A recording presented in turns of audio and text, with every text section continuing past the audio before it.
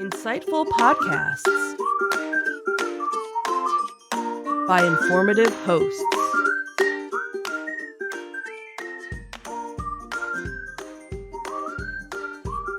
Insights into Things, a podcast network.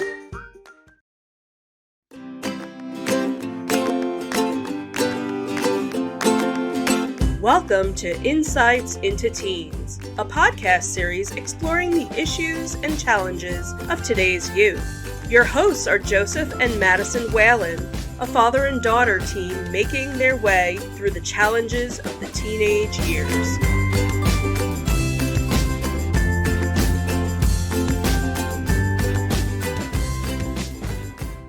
Welcome to Insights into Teens.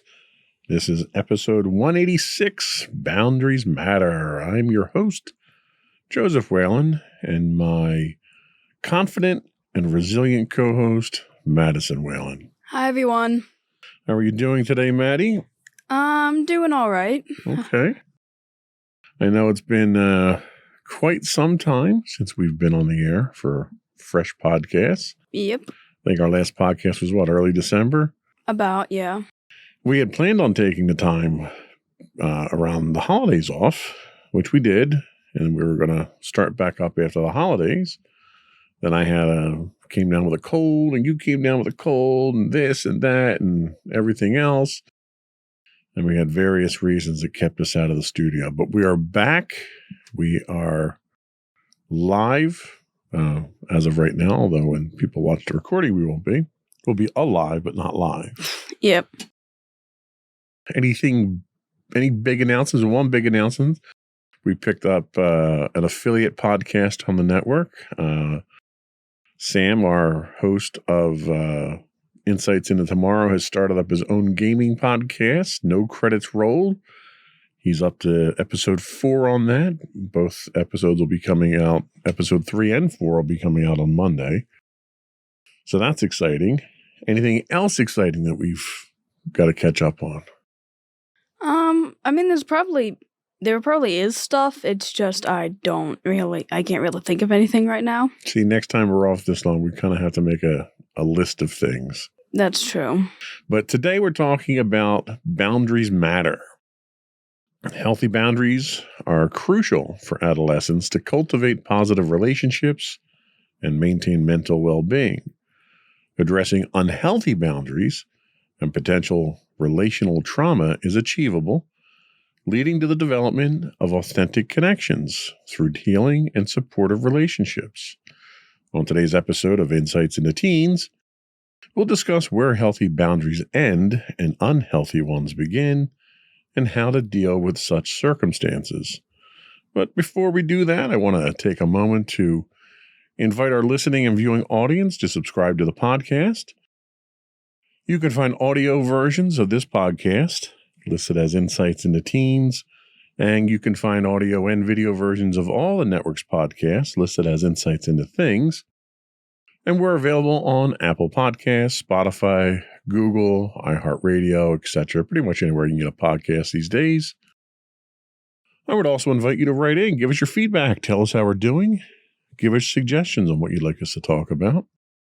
You can email us at comments@insightsintothings.com.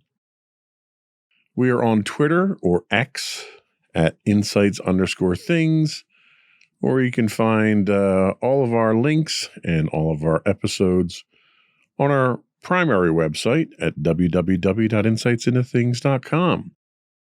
Are we ready? Sure. Here we go.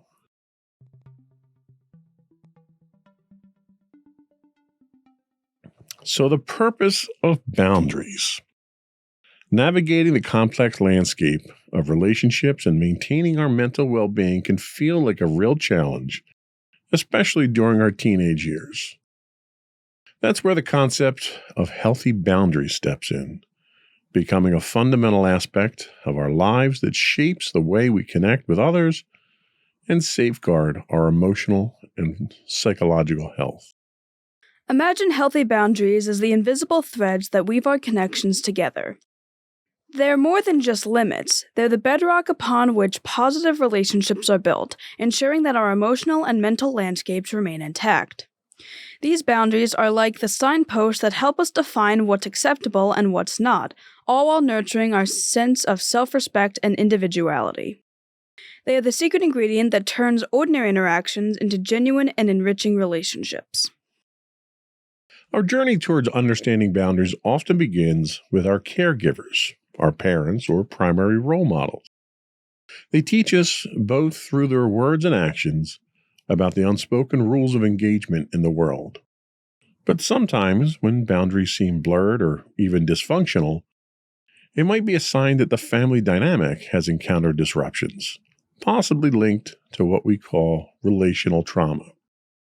Unpacking and addressing these issues becomes a vital step in forming healthy boundaries. What's truly remarkable is that we have the power to rewrite our boundary narrative, even if our early lessons were unclear. Adolescents are incredibly resilient beings, capable of learning the art of authentic connections despite past setbacks. Rebuilding relationships with our parents is a crucial starting point. This mending process equips us with the foundation we need to establish secure and healthy boundaries. Building strong connections with mentors, friends, and role models like teachers, counselors, and therapists further enhances our understanding of boundaries and real, heartfelt interaction. Boundaries are like shields that protect our emotional and mental sanctuaries from external intrusions, all while ensuring we don't inadvertently hurt others. There are 3 major types of boundaries, including physical boundaries. These are the invisible bubbles that define our personal space. They determine who can enter our personal zone and under what circumstances, shielding us from unwanted physical contact and giving us the comfort we need. There's also emotional boundaries. Think of these as your emotional guardians. They keep out negative emotional energies from others, preventing manipulation and ensuring that no one exploits our feelings. We also have mental boundaries. These are the guardians of our thoughts. They fend off hurtful words, ideas, and judgments, preserving our sense of self-worth and mental well-being. And what are the rewards of these healthy boundaries? Well, they're enormous. A solid boundary system empowers us to take control of our emotional, mental, and even physical health. By setting boundaries, we're sending out a strong signal that our well-being matters, and we demand respect and protection. These boundaries pave the way for mutual respect and understanding in our relationships, creating an environment where genuine connections can thrive and flourish. Healthy boundaries aren't just limits, they're the very fabric that holds our emotional balance and our capacity to form real, meaningful relationships. Whether we're learning from our caregivers, working through past relational struggles, or grasping the layers of different boundary types, it's all part of the journey towards building healthier connections and enhancing our overall mental well-being. One of the things that I've noticed as you've grown up is the boundaries change and they evolve. And I would even venture to say that there are more boundaries that go up for privacy's sake.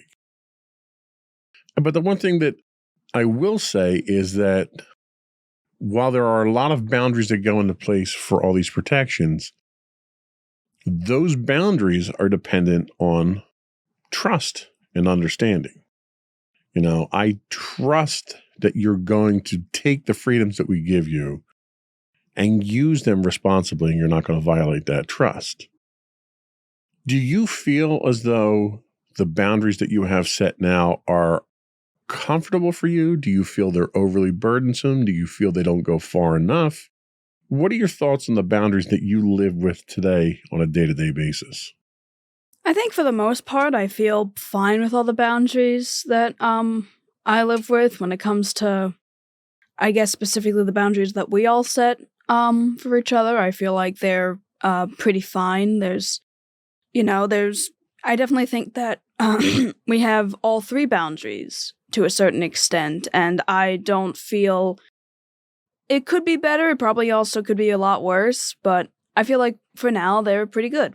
So how would you describe your own set of boundaries and relationships today? Are there specific situations where you find it challenging to maintain these boundaries, and how do you handle them? I do tend to set my own boundaries with a lot of people, and it can kind of vary for me. I feel like for the most part, everyone kind of understands my boundaries, although sometimes it can be a little like there's small instances where my boundaries are kind of crossed, but it's never anything like super serious. It's just I need to probably communicate a little better. But other than that, I have set boundaries for some people and other boundaries for other people. One of the examples is physical touch, in the sense of when it comes to my family, I'm good with hugs, high fives, handshakes. You guys, I'm most comfortable being physically affectionate. Getting punched in the arm when you twitch, Or that. But when it comes to my friends, I've kind of found that with almost anybody else, I'm fine with hugs, but I don't want people to just hug me immediately with no warning, or I can't even really see myself hugging a lot of my friends just spontaneously. I usually have them ask me or I ask them. It's right. So the unsolicited mutual type of contact is something that you don't welcome. That doesn't mean you're not opposed to that kind of contact, but it has to be in the right context and it has to be under the right circumstances. Yeah, and I mean, with you guys, I still ask if I can hug you, but I do think I'm more comfortable when it comes to hugging, at least in that sense, with you guys than I am with my friends. I picture myself hugging you guys way more than I picture myself hugging any of my friends. Right. No, I get that. How do you protect your emotional and mental well-being in your interactions with others? What boundaries are instantaneous? What are your default boundaries when you interact with other people that you might not necessarily have a close relationship with? Well, my default boundaries are I'd like not to be touched by someone I'm not that close to. I can do high fives, but even then it's I don't know. That's definitely one of the boundaries I put up. When it comes to the mental and emotional sort of part of that, I usually kind of just prefer more generic, talking points rather than, some more deep and heavy talking points relating to, say we're talking about school and, instead of talking about how stressed I am or all these other mental issues I'm dealing with when it comes to school, we might just talk about oh yeah, school's not all that fun or whatever, and we just talk about hobbies that we like or whatever. Right. Now, have you run into situations where people have tried, either deliberately or inadvertently, to cross these boundaries of yours, and when that happens, what's your reaction? How do you deal with that? Well, I do have one friend that crosses my boundaries, but in the sense of trying to help me. But that friend I've known since I was in high school. We kind of bonded over being in the same class together. And they I remember they told me that they deliberately want to push my boundaries so that I can, experience more things, because I kind of shelter myself a lot, and that's what I'm comfortable with, and they want to take me out of that comfort zone and actually experience new things, which I feel like is, a genuinely good thing. It's just I'm not always super comfortable with it. But otherwise, I do feel like it's something good, and, it's great that they're trying to help me with that, and they've gotten me to, do some stuff and get out of my comfort zone a little more, but that's kind of the best example I can come up with. Well, and I think that's a really good example, because I think there's something worthwhile in pushing those boundaries and pushing it. That's how we evolve as people, right? That's how you experience new things. If you're going to hunker down and I don't want to say hide, that kind of sounds detrimental, but if you want to stay in that comfort zone behind your boundaries, that's fine, but it also limits what you're going to experience in life. Pushing those boundaries oftentimes allows you to experience things you might not normally have that you might enjoy that you wouldn't normally have done. The caution that you have to have there is those boundaries are in place to protect you. You put these boundaries up. You know what your limits are. And if you're pushed beyond those limits, it can make for a very uncomfortable situation. So as long as the person who's trying to expand your boundaries, and I think that's probably a better way to express it, is expand them, not press them or challenge them.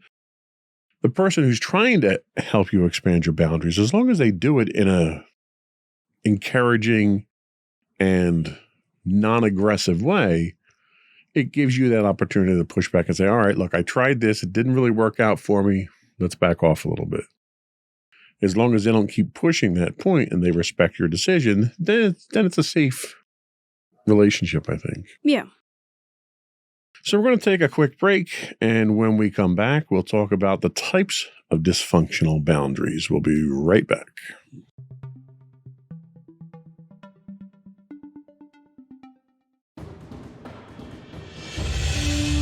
For over 7 years, the Second Sith Empire has been the premier community guild in the online game Star Wars: The Old Republic. With hundreds of friendly and helpful active members, a weekly schedule of nightly events, annual guild meet and greets, and an active community both on the web and on Discord. The Second Sith Empire is more than your typical gaming group. We're family. Join us on the Starforge server for nightly events such as operations, flashpoints, world boss hunts, Star Wars trivia, guild lottery, and much more. Visit us on the web today at www.thesecondsithempire.com.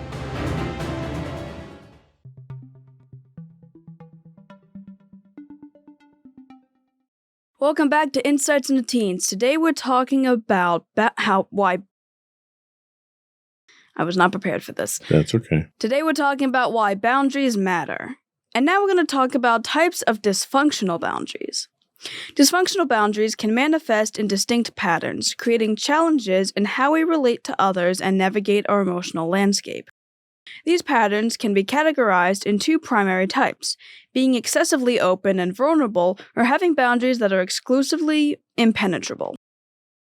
When our boundaries are too open and vulnerable, we become highly receptive to the influence of others' words and actions, impacting us profoundly on emotional, mental, and even physical levels. This heightened sensitivity can leave us feeling defenseless and incapable of safeguarding ourselves from external forces. In such circumstances, we might even convince ourselves that it's someone else's responsibility to shield us from harm.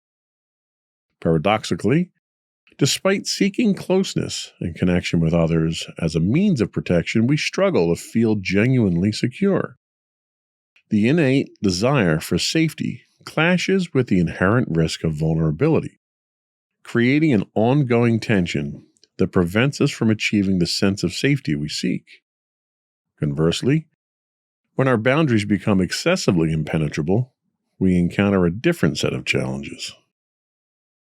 One challenge that we can face through this is disconnection from the world. The strong barriers we erect can lead us to feel disconnected from the world around us. Our reluctance to engage with authenticity and vulnerability closes us off from meaningful interactions, preventing us from truly experiencing life's riches. Struggle to form genuine connections is another risk. Impenetrable boundaries can hinder our ability to form authentic connections with others. By keeping people at a distance, we unintentionally deprive ourselves of the potential for deep and meaningful relationships. Difficulty in understanding others is another risk. The rigid walls we build around ourselves create difficulties in understanding and empathizing with others. We find it challenging to accept and grasp their emotions, thoughts, and behaviors, resulting in a lack of connection and empathy. And the final risk is blocking meaningful connections. While these boundaries are meant to protect us from potential harm, they also block the entry of positive experiences and connections. The fear of being hurt leads us to shut out not only negative influences, but also the potential for joy, growth, and authentic relationships. The spectrum of dysfunctional boundaries highlights the delicate balance between openness and protection that we all strive to achieve. Whether overly open or impenetrable, these patterns can hinder our ability to foster healthy relationships and navigate the complexities of human connection. Recognizing these patterns and finding ways to strike a harmonious balance is crucial for cultivating meaningful and fulfilling interactions while safeguarding our emotional well-being. So, have you ever felt that your boundaries were too open, allowing others' words or actions to deeply affect you? Probably. I do know that, especially when I was younger, specifically in 6th grade. Yes, I'm bringing that up yet again. That was a rough time for you, man. Yeah. I ended up having a lot of fights with a close friend of mine, and we, said stuff to each other that, we never actually meant, but it always hurt when it happened, and I kind of feel like I did kind of let whatever they said to me get to me a little too much, and whenever anyone said anything to me, I took it to heart. So yeah, especially before I learned how to control some of my emotions, I was a little more open with my boundaries, and other people's words did hurt me. So, can you think of a time when you might have put up strong barriers to protect yourself, but it resulted in feeling disconnected or isolated, where those barriers kind of backfired on you? Probably that was almost the immediate after effect of having too open boundaries. I was kind of like, okay, I kind of need to change all this. So instead of lashing out at people or trying to have let other people's words get to me, I kind of shut off, and I didn't really show anyone how I truly felt, and I kind of shut myself off. I wasn't really that social with anybody, and I was kind of just, okay, I'm just going to be stuck with the few friends that I have right now, and, I'm not going to, expand from that. I also think the pandemic also had a major effect on that at that point, because I was not the most social person at the time, and then the pandemic hit and I became even less social. So, when that happened, how did you realize that your boundaries were too rigid?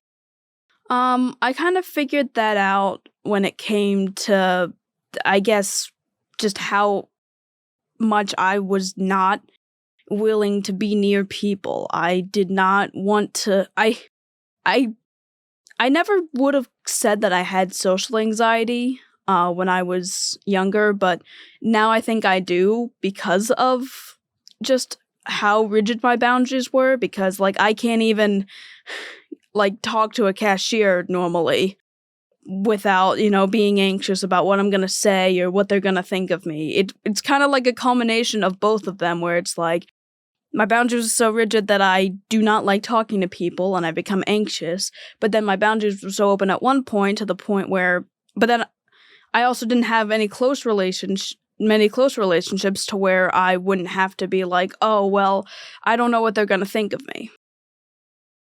Interesting.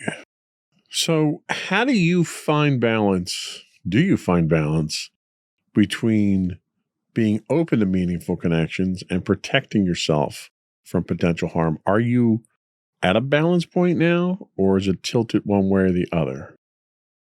I'd say that while it's certainly not good, it's definitely a lot more balanced than it used to be.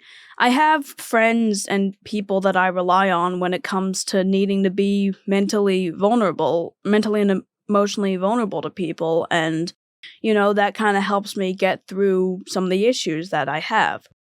In other instances, I've also kind of shut out people or not really engaged with people who I don't really think would help me in those situations. While it could definitely be a lot better than it is now, because I'm still kind of struggling with it, I definitely think it's a lot better. I have kind of a system with it now, so it's at least a little better than it was. Okay, that makes sense. Now, that's with people outside the immediate family there. How do you find your balance with family members now? I know we don't see a lot of the extended family as frequently as we used to. And one of the things, the proverbial, hugs from the rest of the family, or the infamous pinching of the cheeks and all that stuff. Do you find when you have those limited interactions with the extended family that your boundaries are at a comfortable level, or do you think you need to make adjustments? There's some adjustments I need to make with some of my family members, but otherwise, a lot of them are really, I don't really know what the best word is, but a good portion of them understand the idea of consent, and I've made it clear to them specifically my boundaries when it comes to physical touch, and now they always ask, like, if I actually want a hug, and, they always make sure to ask before going in for a hug. I still have some family members that I haven't directly told that with, and they, just kind of hug me without asking, which, it kind of gets me a little uncomfortable, but, it's something I can probably work on. Now, do you feel, for the most part, that you're setting your boundaries and those boundaries aren't being set for you? Or do you feel that it's more an outside influence setting those boundaries? I think it can be kind of mixed between that. I certainly have my own boundaries when it comes to a lot of things when it comes to my interactions with other people. But when it comes to other people setting boundaries with me, I always make sure to respect them. And there's there's certain instances where I provide that vulnerability for my friend, or we kind of just joke around often enough, and we're kind of just an escape from reality with each other. I feel like, they all have their own boundaries with me, and if I ever accidentally cross their boundaries, they'll let me know. Okay. So the notion of boundaries expands into the concept of containment, which involves safeguarding others from our physical, emotional, and verbal behaviors. This dual aspect of containment, its absence and its excess, both serve as indicators of dysfunctional boundaries that have far-reaching implications in our interactions. The lack of containment can be traced back to two primary sources. Firstly, growing up with a parent who displayed uncontained behavior can influence a child to mimic similar actions. Additionally, when caregivers fail to address dysfunctional behavior in a child, it can contribute to a lack of containment. The behaviors associated with a lack of containment encompass encroaching on personal space by standing too close to others, invading boundaries by touching people or their belongings without seeking permission, engaging in unfiltered speech that may lead to hurtful remarks, reacting impulsively without considering the potential consequences, struggling to manage emotions or energy resulting in emotional outbursts, and evading personal responsibility by placing blame on others for one's actions. Dysfunctional boundaries can also manifest as an excessive sense of containment, effectively constructing emotional walls.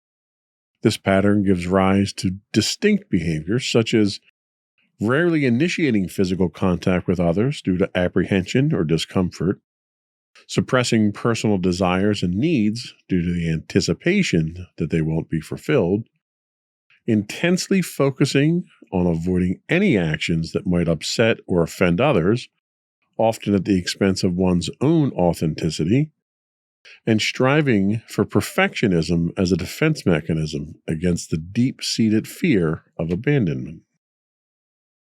The interconnectedness between boundaries and containment is of great significance.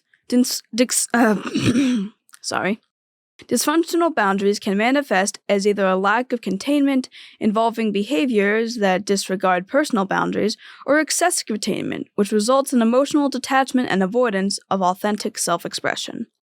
Recognizing these patterns and delving into their underlying causes is pivotal in the journey to foster healthier, more balanced, and meaningful interpersonal interactions. So, have you ever experienced or witnessed situations where someone's behavior felt uncontained, like invading personal space or reacting impulsively? I actually have two examples of friends, one that was a while ago and one that's actually more current, where I do feel like their boundaries, they were kind of uncontained. I had one friend who, like, it was the friend that I also kind of fought with when I was younger. I don't really know if they understood the concept of boundaries, but they certainly had instances where they clearly broke boundaries. They were way more comfortable in certain things, and they thought that doing certain things was fine when it really wasn't. And then I have a friend currently now that is in my gym class, and I have like a group of friends there, and they all started to have issues with this friend because they would like touch them like spontaneously, and one of them is very insistent on the idea of consent when it comes to being touched, and there was like conflict between them, and they ended up, I think, fighting over it, or like they had friends that fought over it because of it. And I'm still friends with that person, but I have noticed that like they do tend to, touch their friends without really asking, and I don't really think it's necessarily their fault, but it certainly is something to consider. Interesting. Now, on the other side of the coin, can you identify times when you or someone you may know may have shown signs of excessive containment, like avoiding physical contact or suppressing personal needs, but from a detrimental standpoint to that person? That probably more so encompasses me. The minute you were reading off like all the effects of that, I'm like, wow, I feel called out. And I'm pretty sure some of it probably is a bit detrimental to me because I am a perfectionist and I don't want to feel like I'm failing anyone. And I usually avoid confrontation with people because I don't want to be yelled at and I don't want other people to be annoyed by my presence. So I kind of avoid a lot of the confrontations, and maybe if I had actually gone and, talked through stuff, or I actually had done things that I avoided, maybe things would have turned out better for me. And like, even without considering the possibility of what could have happened if I did take that step, or the steps, I do feel like it's still kind of detrimental to me because, at least in the sense of self-worth, because I am a perfectionist and I don't want to be abandoned or be not just I don't want my friends to see me in a negative light because I'm not perfect. And even though I understand that, nobody's perfect and like perfection is something that I just can't achieve, I still constantly try to do so, and and it also makes me actively avoid certain things because I'm like, I don't know what I'm doing here. I don't know how I'm going to do this perfectly. I don't want to screw up. Yeah, I could see how that would be a real source of anxiety for you at that point. So do you think you can find a balance between respecting others' boundaries and not overly containing yourself? I mean, probably. The big step would probably be getting rid of my social anxiety. Finding ways of dealing with my anxiety, I feel like, is probably the best sense in what I need to do. That would at least help me, because I'm not an overly uncontained person. I'm an overly contained person. And a lot of the containment usually comes from some sort of anxiety or the perfectionism that I have. And maybe if I ended up working on that, or trying to find the source of that, or just generally doing things to help fix my anxiety, or at least downplay it to the point where it isn't detrimental to me, maybe then I would be able to find a better balance. Okay. Well, I think there's a solution out there somewhere. We're going to take a second break here, and when we come back, we're actually going to talk about healing dysfunctional boundaries. We'll be right back.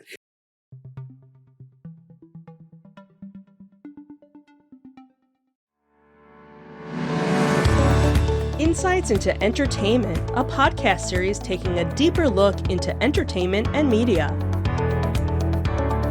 Our husband and wife team of pop culture fanatics are exploring all things from music and movies to television and fandom. We'll look at the interesting and obscure entertainment news of the week. We'll talk about theme park and pop culture news. We'll give you the latest and greatest on pop culture conventions. We'll give you a deep dive into Disney, Star Wars, and much more. Check out our video episodes at youtube.com/insightsintothings. Our audio episodes at podcast.insightsintoentertainment.com, or check us out on the web at insightsintothings.com.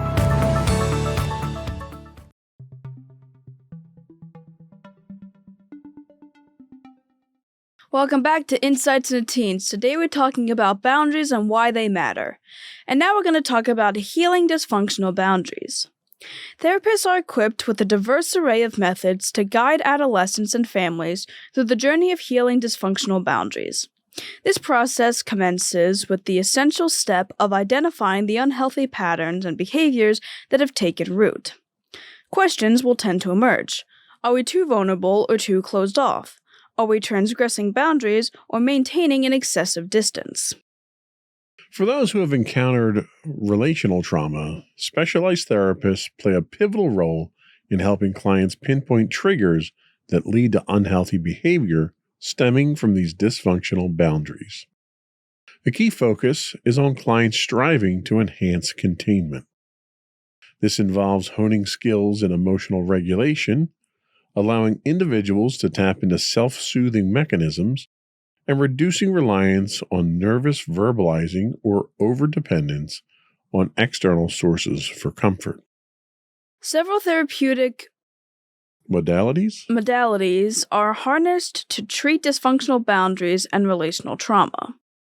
So, first up, we have... Good luck with that one. Dialectical behavioral therapy, or DBT.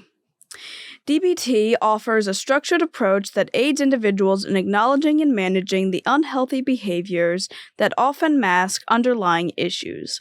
Collaboratively with therapists, clients craft strategies to modify these patterns, fostering positive changes. You also have cognitive behavioral therapy, CBT. With CBT, individuals embark on the journey of recognizing and reshaping negative thought and behavioral patterns. This shift gradually cultivates a more optimistic mindset and constructive actions. There's also mindfulness. The adoption of mindfulness practices such as yoga and meditation nurtures heightened self-awareness. This, in turn, acts as an emotional shield, imbuing tranquility and fostering sensitivity to respecting the boundaries of others. There's also somatic therapies. Delving into somatic therapies underscores the interconnectedness of the body and mind. These therapies prove particularly beneficial for those on a journey of trauma recovery, addressing emotional and physical aspects. And finally, there's experimental therapies. Creative modalities like art therapy, music therapy, adventure therapy, and... So that's experiential therapies, not experimental therapies. Experiential. Okay. Just to clarify. Yeah. For those at home. Yeah. Sorry. Creative modalities like art therapy, music therapy, adventure therapy, and... Equine therapy. You know what that is? No. Horses. Oh. Grooming them, riding them, taking care of them. Anyway, they all offer alternative avenues for self-expression. Beyond this, they bolster self-esteem and create platforms for communication when verbal articulation might pose challenges, like right now.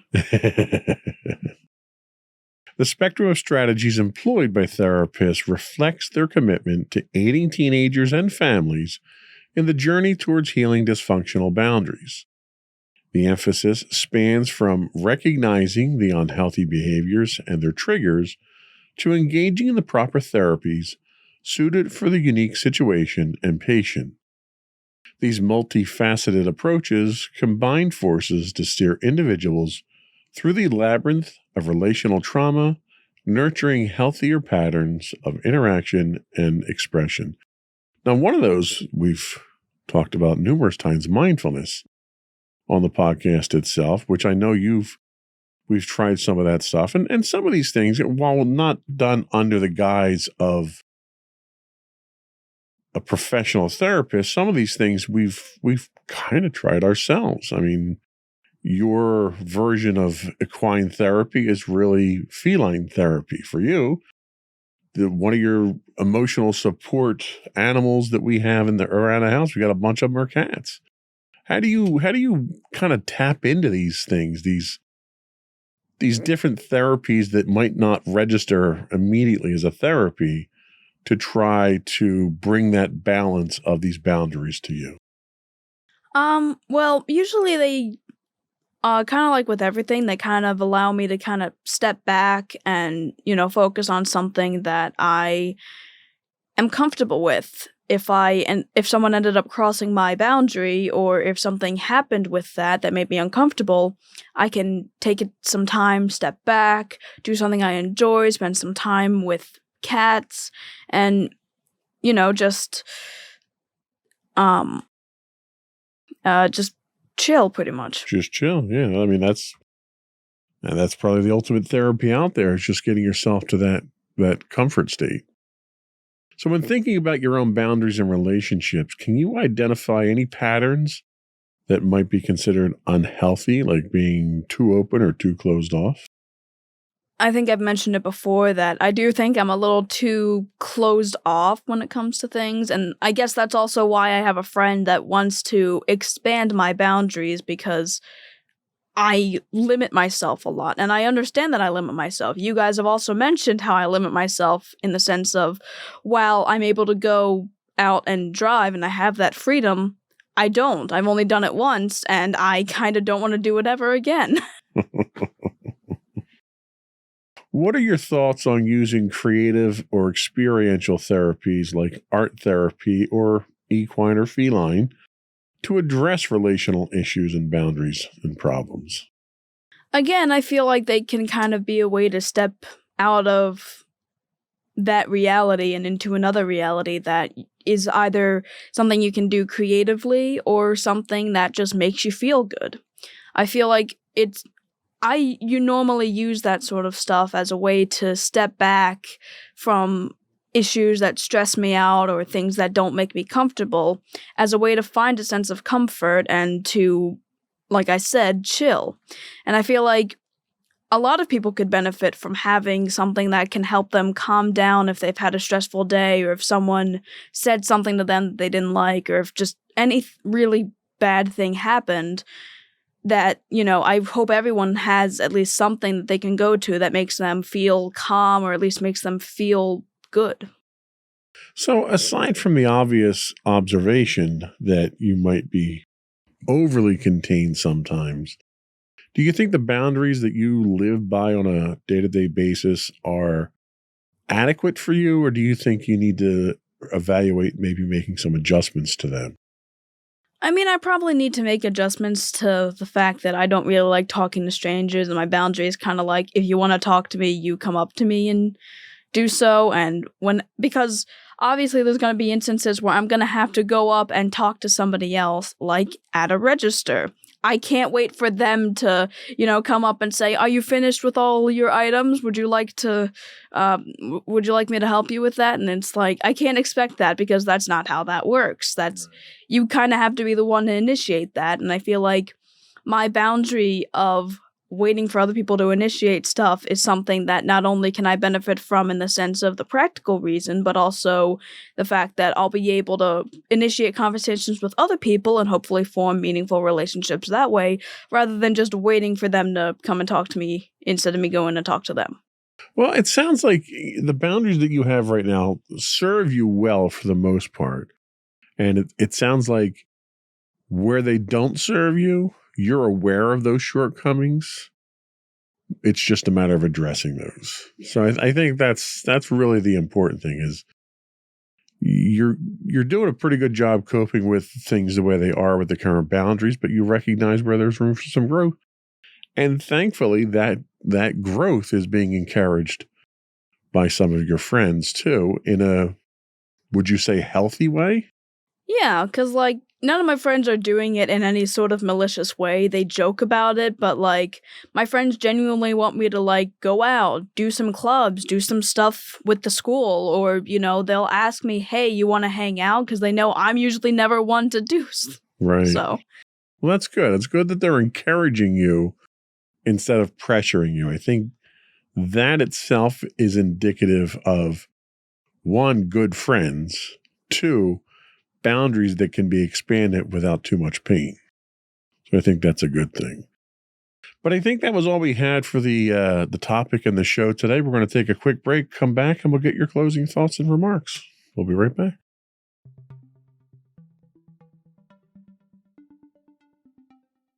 All right, so to everyone out there, I'm just going to restate the title of the podcast, Boundaries Matter. And I feel like that's something that a lot of people could learn to understand. And much like with everything in life, there's obviously a middle ground from going too far off one end and too far off the other end.